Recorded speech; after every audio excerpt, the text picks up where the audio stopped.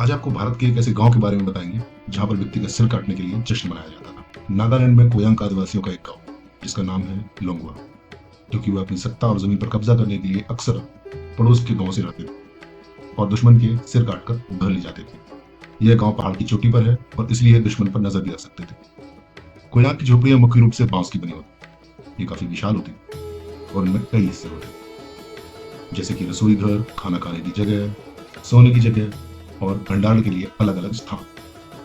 सब्जियां, मक्का और मांस इनको घर के बीचों बीच बने चूल्हे के ऊपर बांस के कंटेनर में रखा जाता था। लौंगवा, जो कि उसी के नाम से वहां पर एक घना जंगल है जिसके बीच म्यांमार की सीमा से भी लगता भारत का आखिरी गांव है।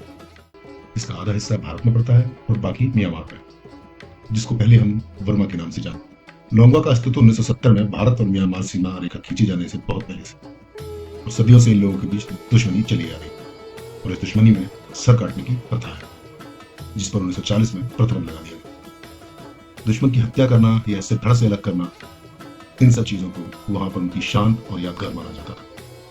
इस कामयाबी का जश्न चेहरे पर टैटू बनाकर मनाते थे। यहाँ सिर काटे जाने के जमाने में दुश्मनों की खोपड़ी पर कब्जा करना, जिसको प्रमुख रूप से माना जाता था। लेकिन सिर काटे जाने पर रोक लगने के बाद इन खोपड़ियों को गांव से हटा दिया गया और जमीन में दफन कर दिया। सरकारी आंकड़ों के मुताबिक नागालैंड में सिर काटने की आखिरी घटना 1969 में हुई थी। इन कबीलों को दो हिस्सों में कैसे बांटा जाए, इस सवाल का जवाब वहां पर किसी को नहीं सूझा।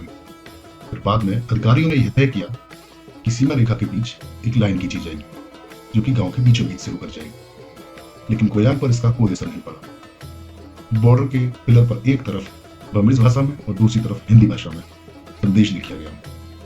सीमा रेखा गांव के मुखिया के घर को भी दो हिस्सों में बांट गई और यहाँ साथ में कहा जाता है, अरे मुखिया जी, आज रात का भोजन भारत में और कल का म्यांमार में। धन्यवाद दोस्तों।